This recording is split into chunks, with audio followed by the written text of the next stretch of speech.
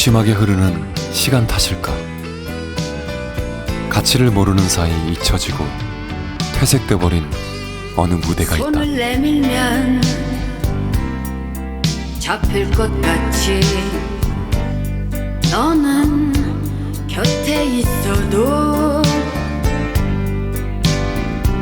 언제부턴가 이 공허함 속에 언제 터질지 모를 흥분된 순간을 준비하는 몸짓들.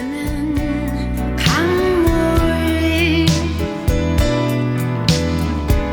이젠 건널 수 없네. 팽팽한 장단지와 어깨선을 타고 흐르는 긴장감. 내가 다가면 너는 또 무관심 속에서도 마지막까지 자신의 모든 걸 다 쏟아부은 뒤 유유히 사라져간 어느 이름들을 이제는 추억하거나 저절로 잊혀지거나 아니면 이렇게 그려보거나. 소리도 없이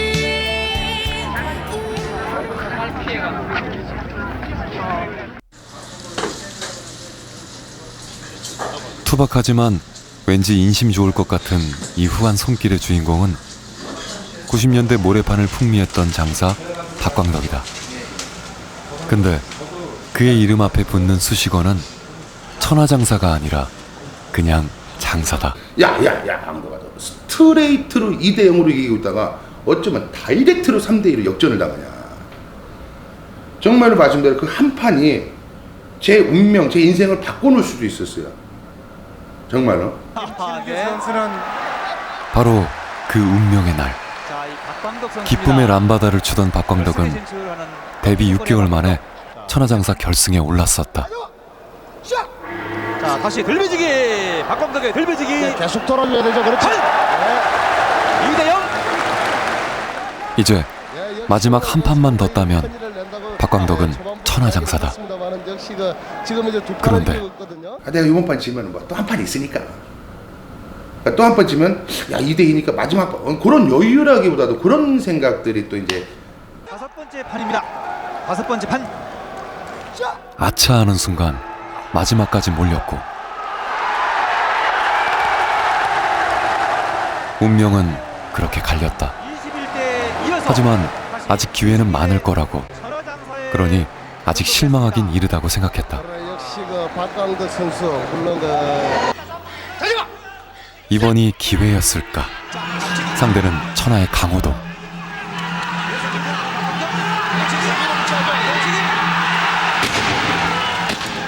또 3대2 패배였고 이 한 판이 결국 박광덕의 타이틀을 결정짓는 마지막 그림이 됐다. 한 판만 이겼으면 천하장사 호칭을 받는 거예요. 그래서 저는 평생 제가 다시 씨름판에 들어가서 천하장사 하지 않는 이상은 박광덕이는 백두장사예요. 백두장사, 천하장사를 못 해봤기 때문에.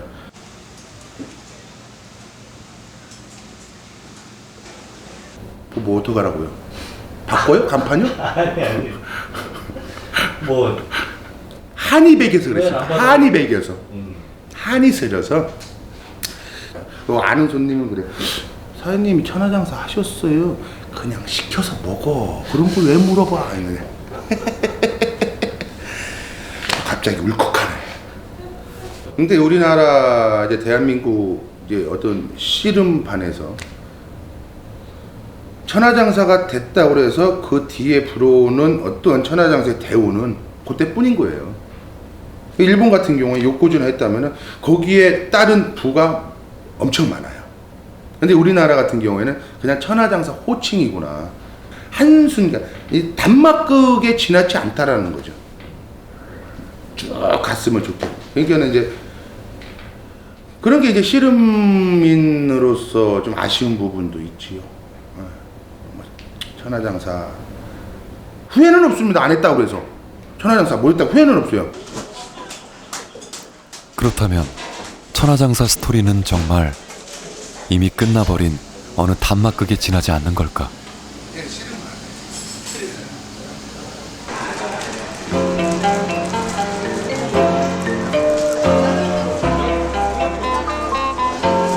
지난 6월의 단오날, 어딘가에선 여전히 씨름대회가 열리고 있었다.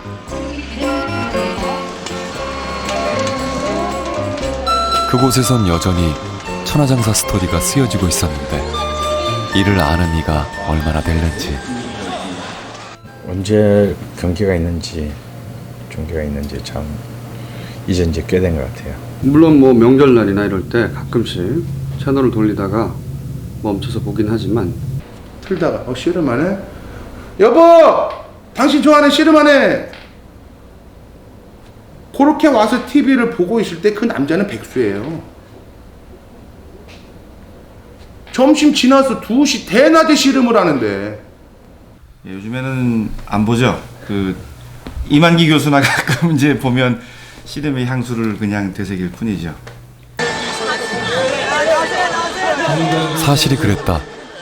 새로운 장사가 탄생해도 팬들의 관심은 오로지 한 사람에게 쏠려 있었다. 모두에게 천하장사는 아직도 여전히 그에게 멈춰 있는지도 모르겠다. 천하장사로 박제된 이름 이만기.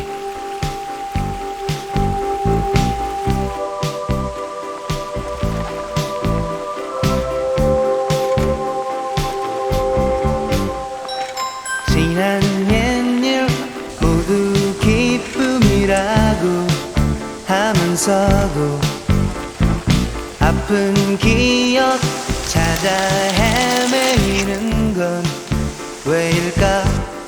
가슴 깊이 남은 선수 시절의 이만기는 씨름으로 이룰 건 다 이룬, 그래서 더 이상 이룰 게 없는 장사였다. 80년대 1세대에서는 뭐 나홀로 주연이 사실 이만기 선수였거든요. 뭐 아시다시피 이만기 선수는 뭐 천하장사 10번, 제 기억으로 백두장사 18번인가 했죠. 뭐 한라장사도 7번을 했고. 내가 감정이입해서 나의 왜 어릴 때는 슈퍼맨 망토 걸쳐 그러잖아요. 그러기 딱 좋은 캐릭터였던 거죠. 제가 기억하는 이만기 선수의 이미지는 언제나 모래판 위에서 당당하게 서 있고 누군가의 무등을 타고 굉장히 높은 곳에서 꽃가루를 맞고 있는 느낌? 이만기 선수가 차지했던 비중이 엄청났던 거죠. 그 씨름 그 자체였고. 끝까지 갔다. 아이고 몽감이다. 몽감이 뭘 몽감. 아이고. 씨름의 시작과 끝이었던 천하장사 이만기. 그가 생각하는 선수 시절은 어떨까?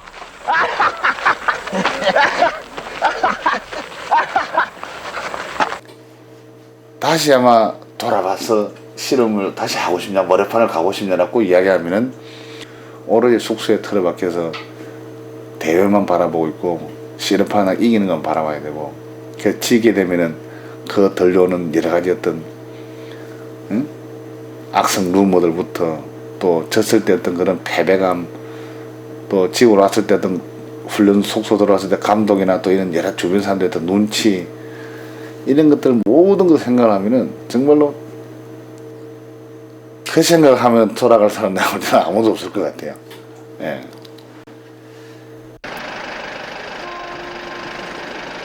악성 루머, 패배감, 눈치.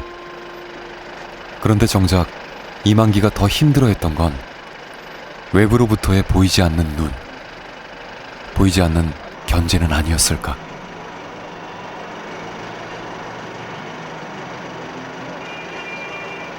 이만기가 대단한 씨름 장사인 것만은 분명하지만 너무 독주로 하다 보니까 이제 상대적으로 좀 그렇잖아요. 심리가 약자 편을 들어주고 싶고. 그렇지. 아니 한 사람이 너무 많이 하면 이제 너무 많이 한다고 또 이제 예를 들어 다른 사람이 좀 이겼으면 하는 그런 것도 있겠죠. 독주하게 되면은 아마 거꾸로 해서 내가 그랬으면 또 상대방이 또 다른 사람들이 그랬을 거야. 왜 안 지노 그러고는 뭐 그러겠지.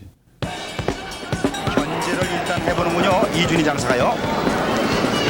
나홀로 독주하던 이만기에게 아직도 낙인처럼 남아있는 바로 그 경기. 이만기 정말 잘합니다. 이렇게 해서 이만기 한 판을 먼저 따냅니다. 문제는 그 다음 판이었다. 이 장면이네요. 이 장면이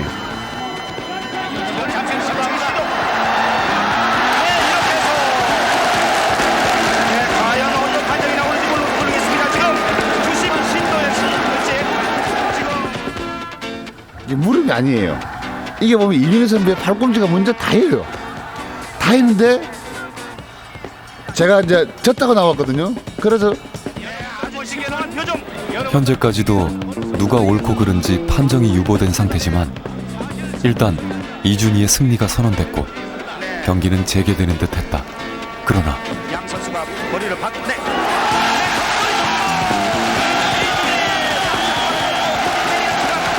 2대1로 전세가 뒤집히자 관중석은 뜨거워졌다.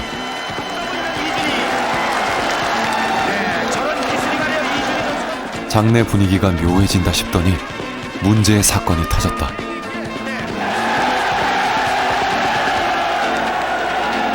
이만기 장사가 말이에요. 지금 장외로 나가고 있어요.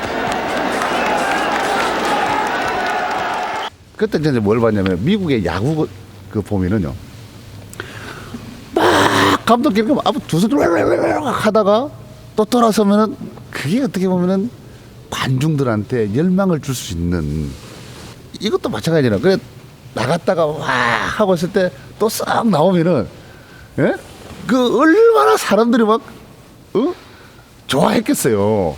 그러면 왜 1대1에서 나갔어야지 왜 2대1에서 나가 분위기를 바꾸려고. 근데 왜 그래 오래 있었어 그럼? 근데 이런 제스처가 어떻게 보면 프로가 경기 규칙 한도 내에서는 최대한으로 우리가 쓸 수 있는 시간들은 사실 써야 되거든요. 이만기가 퇴장한 지 2분쯤 지났을까. 지금 이만기 장사가 말이에요. 기권이 되고 마는군요. 1분 동안 안 나오면은 경고, 또 한 번 안 나오면은 2번 경고, 2번 경고 안 나오면은 1패. 그죠? 그래갖고 또 1분 동안 안 오면은 그때는 실격패예요. 그럼 총 시간이 4분이 가야 돼요. 하지만 규정 시간과 모래판 위의 시계는 달랐다. 이준희 장사 이렇게 해서 이만기 장사가 말이에요. 모래판 밖에 있던 이만기의 시나리오는 전혀 다른 그림이었다. 잘 그때 우리 안에 재고 있었거든요. 경고 한 번 묻고 선생님 1패 안 되면 1패 되면 안 되면 나가십시오 이렇게. 그래 나가자 이렇게 나가려고 한 게 이미 뭐 손 들고 이준희 선수 성선언하고 나가니까 선선언하고 뭐 끝나붙었네요 뭐.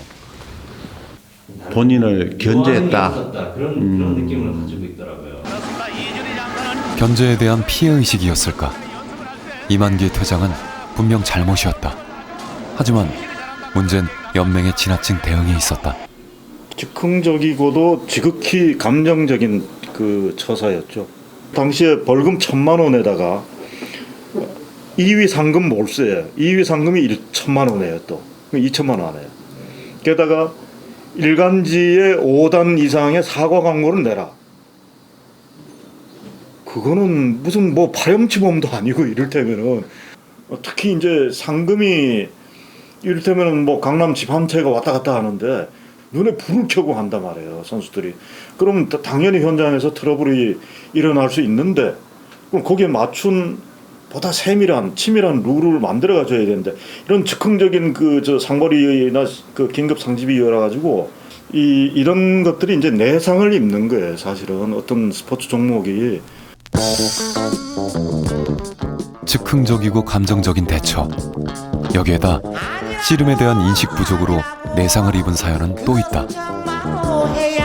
우리의 슈퍼히로를 괴롭히는 악당이 나타났다. 그 사람은 그렇게 악역으로 놔두게 해가지고 더 악역을 시켜야 돼요.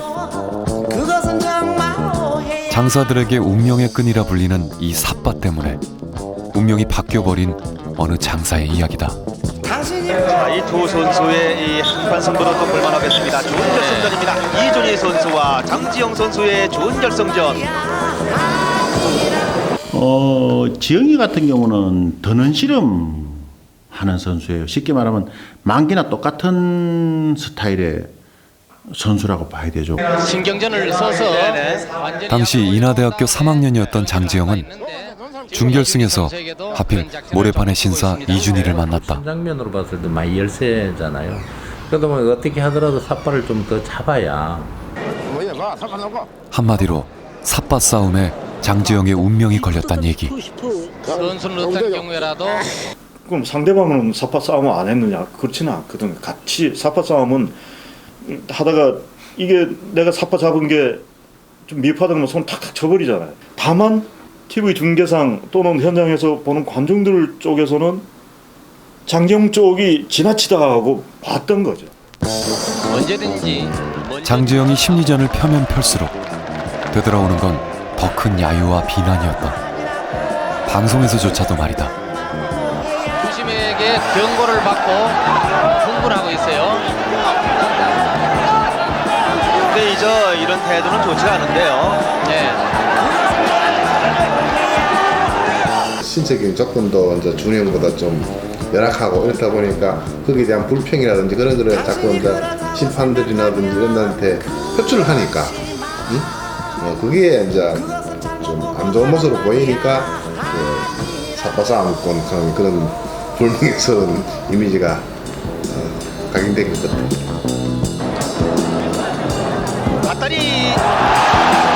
삿바 싸움 끝에 마침내 최고가 된 장지영.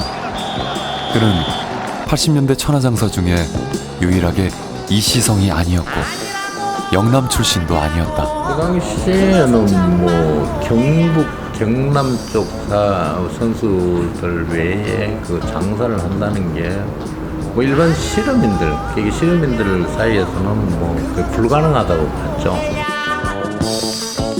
비영남권 출신의 첫 천하장사.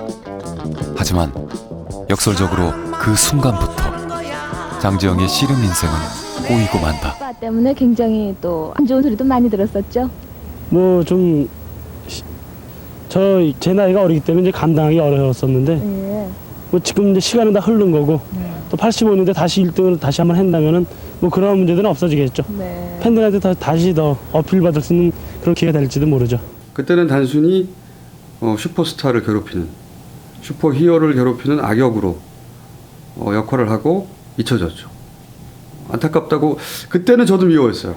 저도 그때 비판적인 기사를 쓰는데 일조를 했던 사람이지만은 지나치게 장지영 그 장사한테 일방적인 비난이 가해졌던 것이 아닌가. 어떤 비판 여론이 너무 크다 보니까 자기가 천하장사를 뭐 반납을 해야 되겠다. 본인한테 부담이 되니까 또 찌름을 또 자꾸 조심하게 되는 그런 경향도 있었는 것 같아. 내가 보는 거로는. 미국의 농구 선수 저 마이클 조던 할 때 로드맨이 있었잖아요. 그 로드맨이 있으면 그 센터들이 죽잖아요. 그러니까 로드맨 악역이잖아요. 그렇게 여기도 악역이 분명히 있어야 돼요. 그 사파 싸움에 대한 이해가 우리가 미약했기 때문에 여러 가지 측면에서 그 견뎌내기가 아마 그런 식으로 미화했다가는 우리가 오히려 매스컴이 몰매를 맞았을 거예요. 그만큼 시대적인 어떤 분위기가 용납이 되게 어려운 상황이었죠.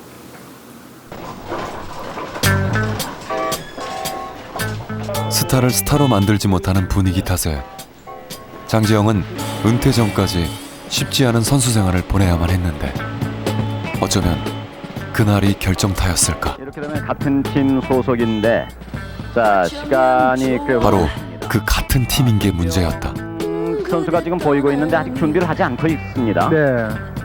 사실 한 팀에 걸출한 선수가 2명 있으면은 좀 문제가 생길 수가 있죠. 그 당시만 해도 이제 장지영 장사가 간판이었었거든요. 일양약품에서는.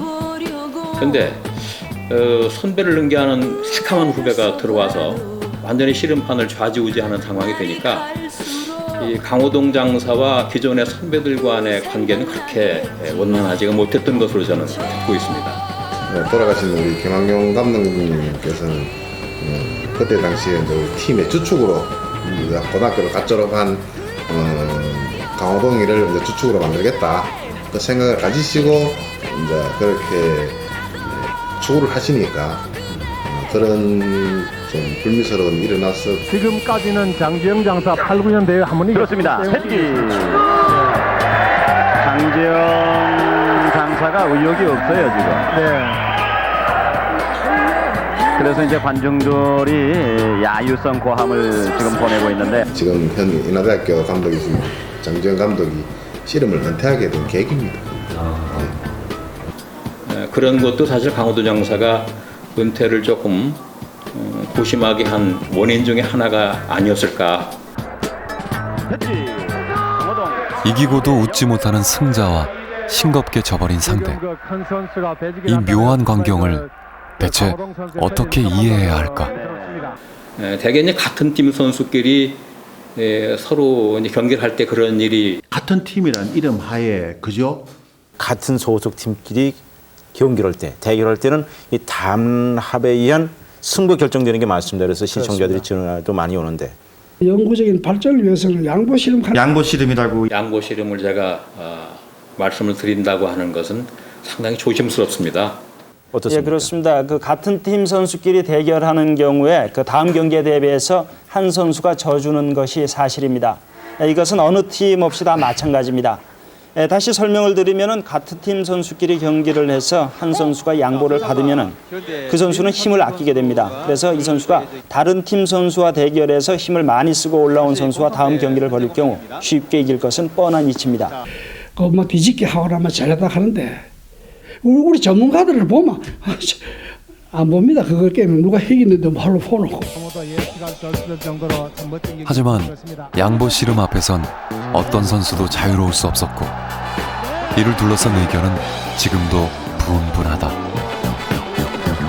이제 양보 씨름 이전에 감독의 작전권이라고도 볼 수 있죠. 사실은 승부 담합이고 그게 곧 승부 조작이죠. 조작이다 이렇게 생각은 살지 지금도 안 해요. 그거는 예를 들어서 팀이 틀리고 결승전에서 승부 조작을 했을 경우에 해당되는 얘기지. 이것도 일종의 번트죠. 어쩔 수 없다. 양보를 해라. 우리 팀이 살아야 되니까. 그렇게 할 수는 있어요. 그건 정황상 그 이해는 되지만은 용납은 사실은 안 되는 얘기죠.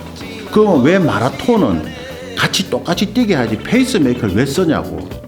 페이스메이커하고는 범주가 다른 거죠. 페이스메이커는 기록을 이제 이렇게 끌어내기 위한 그런 그 노력을 하는 임무가 그건 분명히 한정이 돼 있어요. 하지만 씨름은 같은 팀 내에서는 가끔 가다가 작전권을 행사할 수 있다고 나는 그렇게 봅니다. 그렇다면 문제는 이 물음에 있다. 씨름이 개인 스포츠냐 아니면 팀 스포츠냐.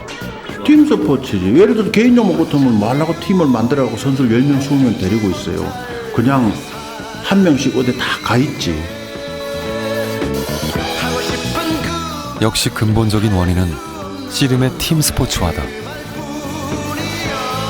그렇지만 양보 씨름이 용납될 수 없는 건 스포츠의 본질을 부정하고 있기 때문이다. 누구든지 양보하기만 하면 다음에 연봉 삭감한다고 나는 분명히 얘기를 해. 안 그러면 둘 다 쫓아내보든지 그래 실력들 하라고. 여기는 그게 양보 씨름 하면서 발전이 져야 돼. 만이 하나 그런 양보라는 그 미덕이 결국은 스포츠에 나아가는 길에 백년지 대계에 걸림돌이 된다면 그것 또한 분명히 경기 규정은 바뀌어야 된다고 생각하는 사람 중에 한 사람입니다. 개인 스포츠인 씨름이 팀 스포츠 성격을 띠게 되면서 모래판엔 또 하나의 독특한 개념이 생겨났다. 기둥인데 기둥은 한 명 있는 게 안 낫겠나. 한 팀에 두 마리 호랑이가 있을 때 이제 그런 게 아주 민감한 문제가 되니까는 불협화음이 나고. 황소 트로피의 주인은 과연 누가 될 것인지 우연하게도 이 청부 씨름단의 백승일 선수 그리고 이태현 선수 같은 팀 소속 선수끼리 결승전을 펼치게 됐습니다. 두 선수가 비록 오늘 청구의 기둥 백승일 그리고 청구의 또 다른 기둥 이태현. 라이벌 구도의 형성은 드디어 백승일과 이태현의 구도에 이르러서 이제 그 우리가 뭐 프로야구 같은 데서 이렇게 경험했던 이른바 영호남의 그 사실 대결 이런. 천하장사의 계보를 보면 전통적으로 영남이 압도적인 강세였다. 뭐 대한민국 대표하는 씨름 장사도 이제 이만기 선배, 뭐 강호동 선배 다 그쪽, 뭐 최욱진 선배님, 이준희 선배님 다 그쪽 지방이시잖아요. 영남 그 선수 풍토 위주의 그 씨름판에서 호남 선수가 나왔다는 것이 신선했고. 그랬다. 백승일의 고향은 전라남도 순천이었다. 몸담고 있던 씨름단은 대구의 중심지를 둔 청구 씨름단이었는데 백승일을 제가 스카우트 할 때도 참 회를 많이 먹었습니다. 심지어 목숨 걸고 했습니다. 재학 중에 갔었으니까 전격적으로, 그러니까 어떻게 보면 다른 데서 상상할 수 없는 방법으로 가버린 거지. 고등학생 소년장사 백승일의 등장은 모래판에 신선한 충격으로 다가왔다. 백승이나 천재적 어떤 17체가 나왔을 때 씨름판을 어떻게 이제 끌고 나갈 것이냐는 상당히 궁금하기도 했고 좀 신선하게 받아들였죠.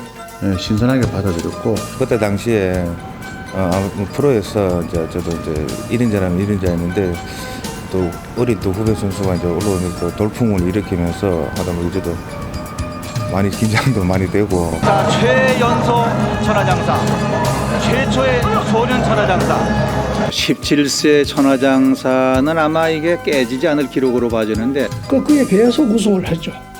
계속 이제 우승을 하고. 스타라는 것, 돈과 명예와 이런 것을 한참에 걸머졌을 때 너무 어린 나이지 않느냐. 죄송하지만 연세가 어떻게 되십니까? 춘추가 어떻게 되십니까? 18살입니다. 93년에 이제 그 백승일 장사가 데뷔를 해서 한창 그 성과를 알리고 있었는데 바로 다음에 이제 그 올해 아마씨름 최강으로 군림하고 있는 이태현이 청구씨름단에 입단합니다. 계약금과 연봉을 합친 1억 9천만 원 외에도 평생 직장을 보장받는 등 모두 3억 원 정도의 대우를 받는 것으로 알려졌습니다. 이태현 장사야말로 이제 의성 고등학교를 나왔고 아마추어 무대를 평정했던 선수였기 때문에 그런 호기심도 있었어요. 저 두 선수가 지금 같은 팀이긴 하지만 용호 상박 과연 누가 최후의 승자가 될 것인가. 양 선수는 그 두 번에 걸쳐서 경기를 했는데 모두 그 백승일 선수가 이기고 있습니다. 네, 공식 대전에서는 아직 이태현 선수가 백승일을 이겨보지 못했군요. 첫째 판, 자 안따리. 네, 이태현 선수가 많이 빨라졌네요. 그렇죠. 각오가 대단해요. 그 전까지는 백승일 선수랑 굉장히 친했거든요. 같은 팀 동료이자 뭐 선후배 항상 또래니까. 멋지는데 우리 양보했지 후배한테. 아픈 내가 했잖아요. 달리고 받은 내가. 모든 상을 서로가 다 알고 있는 씨름 스타일이나 성격이나 모든 걸 파악하고 있는 상태라 갖고 이제 1초 남았습니다. 첫째 판은 승부를 내지 못했습니다. 그러나 결승전 경기는 무조건 세 판을 먼저 이겨야 합니다. 이렇게 움직이지 않은 상태를 좀 음미를 하시면서 관람을 하시면 훨씬 재미있을 것 같습니다. 이번 셋째 판도 승부를 가리지 못했습니다. 어쩌면 우리나라 민속 씨름사의 또 하나의 가장 멋진 승부, 극적인 승부로 기록될 수도 있는 오늘의 대전입니다. 씨름 역사에 좋든 나쁘든 한 페이지를 기록했죠. 그때. 이런 관중들의 함성에 또 너무 성급하게 마음이 흔들리는 선수가 먼저 넘어질 수도 있겠군요. 처음에 시작하자마자 공격했어. 자, 밀어붙이는 이태현. 그러나 뒤치기. 백승일 선수의 되치기 성공. 1대0. 근데 저거였어요. 이야, 참 미치겠다. 무조건 이겨야 된다는 그 강박관념이 저한테는 그때가 제일 컸던 것 같아요. 지금 평생을 씨름을 시합하면서 이겨야 된다는 진영 하나는 그때가 제일 컸지 싶어요. 자, 둘째 판. 그리고 배지기. 이번에는 이태현 선수의 배지기가 통했습니다. 좋아요. 이제 1대1. 네, 가감한 공격이었죠. 그 다음부터는 1대1이잖아요. 서로 공격 못하고 있는 거야. 서로 공격하면 지니까. 이게 섣불리 승부를 걸 수 있는 상황이 아니었단 말이죠. 왜냐하면은 백승일 선수 입장에서 보면은 아차 잘못하면은 이태현에게 천하장사 자리가 넘어가는 순간 아닙니까? 사람이 보이진 않지만 근육에 있는 힘쓰는 거 보잖아요. 그런 것들도 다 느껴져요. 막 그 하는 느낌에 이거 뭐 들어올려면 그러는가 이런 느낌 때문에 나도 반사적으로 계속 끔찍끔찍 해야 되고. 근데 사람들은 왜 공격 안 하냐, 빨리 해라, 뭐 해라. 근데 나보고 어떡하라고.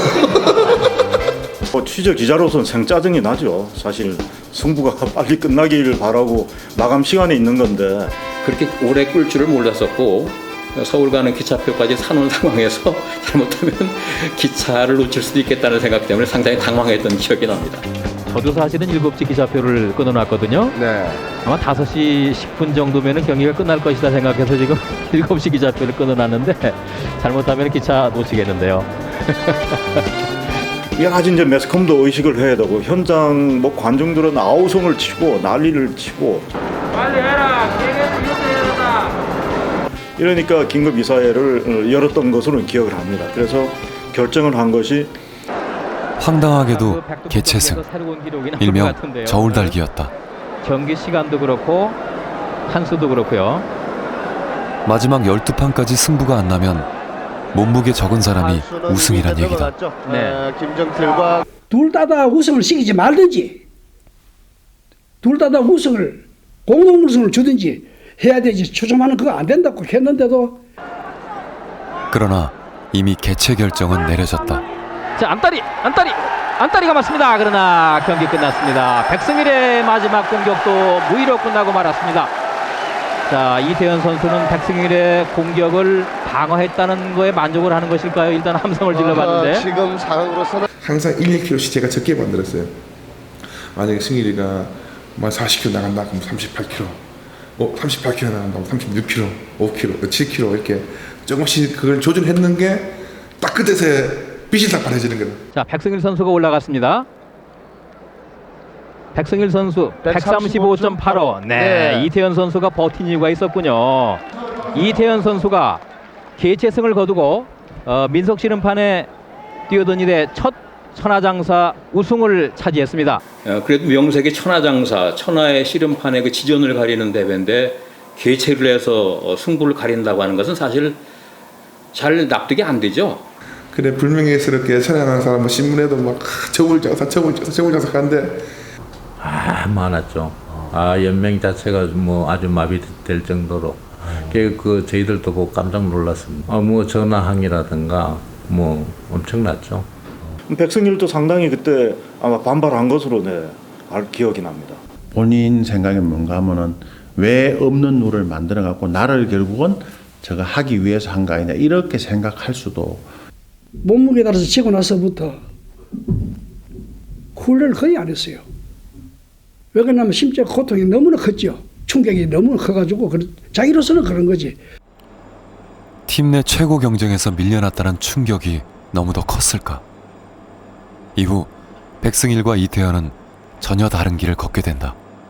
저는 그때 그 탄력으로 또다시 그때 뭐 최다 연승이라는 또 기록을 세우게 되고 그해 추석부터 그 다음에 추석까지 1년 동안 꾸준히 한 판도 안 지고 우승을 했으니까 아마 그때 그 탄력이 굉장했던 것 같아요. 네, 그리고 가요계 천하장사. 네, 씨름 선수 출신 백승일 씨의 무대입니다. 오늘도 난 기웃거린다. 화려한 불 백승일이 진정으로 원한 건 모래판의 화려한 조명이 아니었을까. 그 백승일의 어떤 그런 그 절정 시대가 사실 너무 빨리 닫혔다라는 거. 그리고 그 백승일의 전성 시대가 닫힘으로 인해서 사실 어찌 보면 그 민속 씨름도 이제 완전히 이제 프로 스포츠 안에서도 이렇게 위상이 급격히 그냥 추락하는 것과 거의 궤를 같이 했다라는 것이. 백승일이라든지 이태현 그런 선수가 나올 때 우리 협회에서 뒷받침이 될 수 있는 제도 마련이라든지 좀 여건 조성이 돼야 되는데 그 프로젝트 선수를 한 팀에 넣어놓고 재미를 반감시키는 그런 행정력이라든지 그런 것이 우리 씨름에 좀 침체기가 도래하는 계기가 되지 않았나 싶습니다.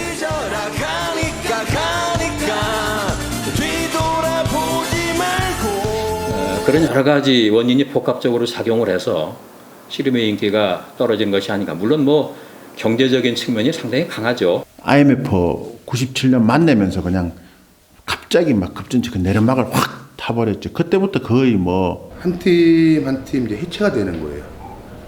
그래도 끝까지 남은 팀들이 합심해서 가자.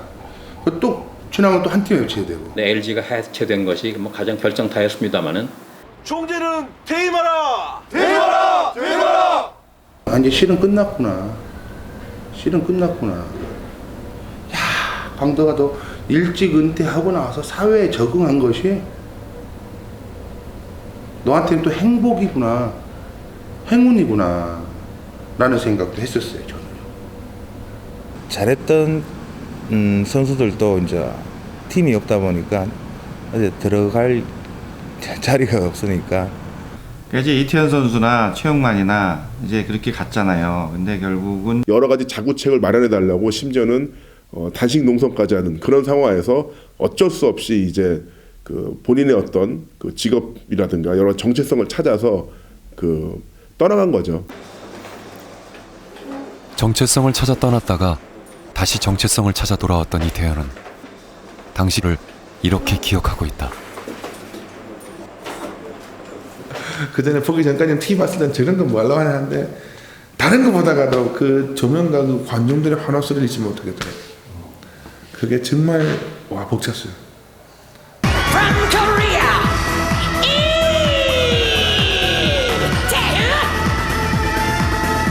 나중에는 이제 씨름이 아예 시합 못 나갈 때는 다른 조명도 필요 없고 그냥 관중들이 있는 데서 씨름만 할 수 있으면 하다가 그런 걸 보게 되니까 진짜 제 뒤에 있던 타이틀이고 뭐고 이런 것들을 다 망각하게 되더라고요.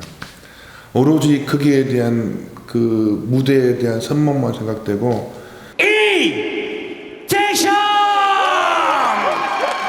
봤지요. 봤는데요. 왜 저 나가서 저렇게 어려움을 당하는지 그거는 그 한 사람의 그 어려움이 저는 아니라고 봅니다. 봤어요. 저 울었어요. 손수건이 흠뻑 젖을 때까지 울었어요. 이만기 선수도 울었다 하더라고요. 참 그렇게 경상도 말로 터지는 걸 봤을 때 나는 우리 스포츠의 씨름이 터지는 것 같은 우리 씨름이 그냥 송두리째. 이 대한민국 9시 뉴스에서 아마 씨름 선수가 테마로 나온 게 한 몇 년 만일 겁니다. 그때가. 예. 이제 서글프죠. 그거는. 근데 이제 그 서글픈 이유가 뭐냐 하면 그 선수이 단순히 시합 나갔는데 이제 졌다 맞았다 해가지고 서글프다기보다 그 선수들이 거기에 왜 가게 됐나. 그렇게 떠난 지 2년 반 만이었다. 얘는 이제 많이 맞아봤기 때문에 맞는 걸 알잖아요. 그래서 뒤로 가고 뒤통수를 때렸어 내가. 뒤통수를 이놈 새끼야. 이게 딱 보다 웃더라고. 그때 이제 씨름 할 때 잘 왔다. 잘 왔다. 너가 들어오면서 씨름판이 조금은 다시 이슈가 됐다. 씨름판에 들어왔을 때 몇몇 사람들은 솔직히 반대를 했겠죠. 후배들한테도 한편은 미안하고 고맙고 그렇죠. 부러우십시오. 다시 밟게 된 모래판. 그런데 오랜 공백에도 불구하고 여전히 화제의 중심은 이태현 그뿐이었다. 예. 감사합니다. 네, 좋습니다. 3년이나 공백이 있었는데 내가 갈 때랑 올 때랑의 이 이슈가 이 스포츠 라이트를 받는 사람이 나밖에 없는 거예요.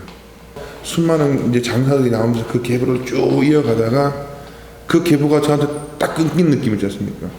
관심을 일부러 끄는 건 아니고요. 관심을 둘 이유가 사라진 거죠.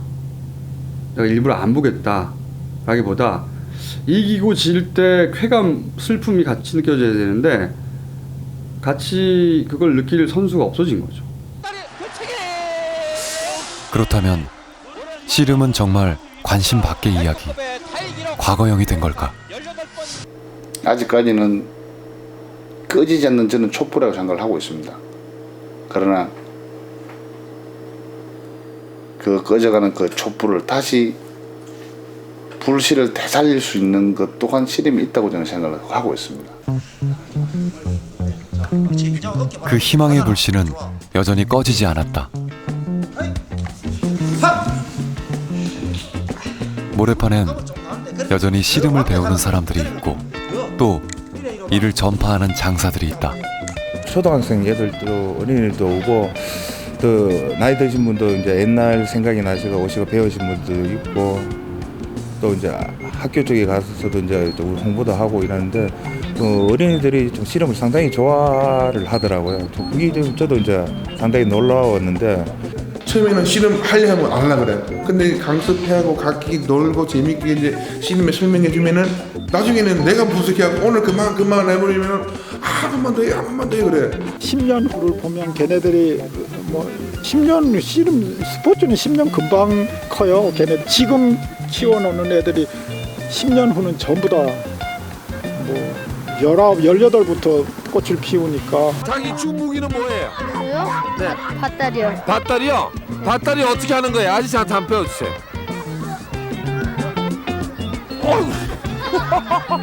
좀 장기 계획을 세워서 아이들에게 이제 접근해서 아이들이 씨름을 친숙하게 생각하고 익숙하게 생각하고 강호동 씨나 이만기 씨나 이런 사람들이 스스로가 스텝이 될 각오로 한 번쯤 뛰어다닐만 해요.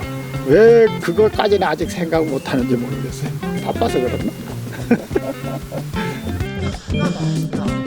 관건은 이제 그에 맞는 씨름인들의 장기적인 계획 수립인데 그다음에 우리 씨름이 이렇게 좀 지금 어려운 부분에 대해서는 씨름이 4개 그 단체가 있습니다.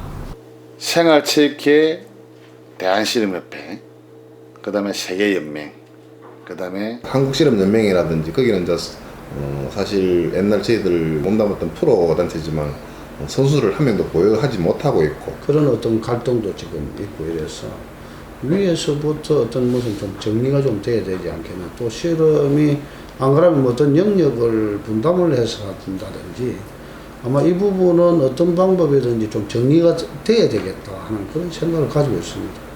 식당에 가더라도 보호를 해서 서로 다른 목소리를 내던 씨름계가 모처럼 한자리에 모였던 지난 4월 씨름에 대해서 잘 모릅니다만은 하도 씨름이 답답한 것 같아서 또 씨름인 실제로 씨름하는 분들은 그렇게 갈등이 없어요. 씨름협회에 관련된 간부들이 갈등이 많습니다.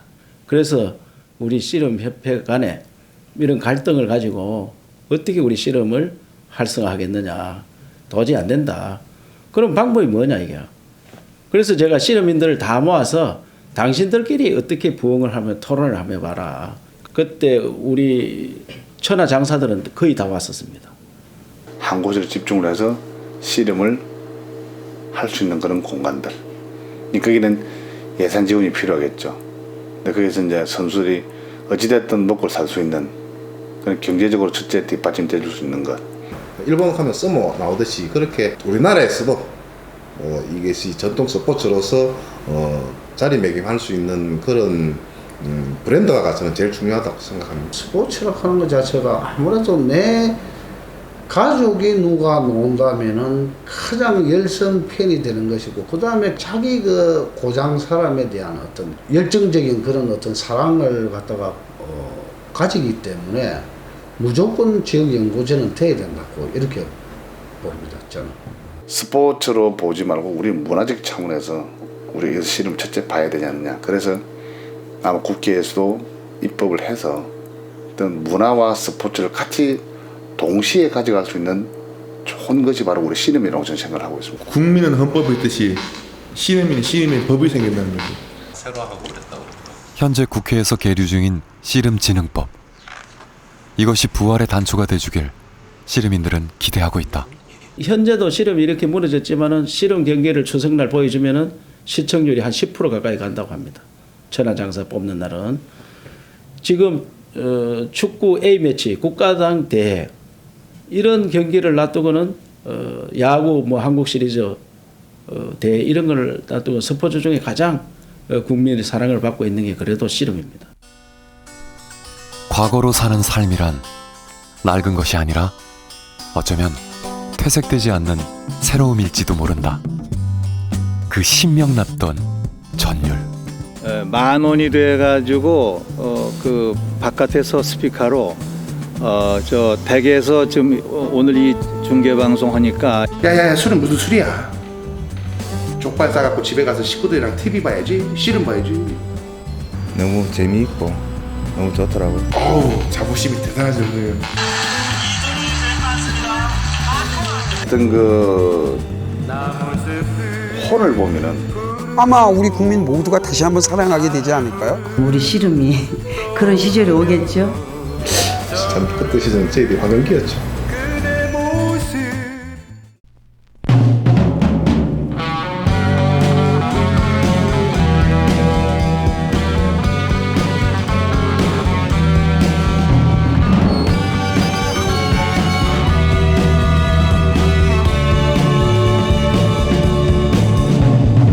어두컴컴한 뮤지컬에 모여서 노래 듣는 것도 한때랍니다. 친구들과 어울려 더운 여름방학에 캠핑 가는 것도 한때랍니다. 그렇지만 나도 알고 있다오. 세상살이 어떻다는 것쯤은 나도 학교에나 도서실에 묻혀서 남모르게 공부합니다. 가을이 오면 아름다운 단풍도 눈이 내리면 그 빛을 잃고 어른들의 말씀에 젊음 한때라지만 나도 친구들과 어울려야죠. 그렇지만 나도 알고 있다오. 세상살이 어떻다는 것쯤은 나도 학교에나 도서실에 묻혀서 남모르게 공부합니다.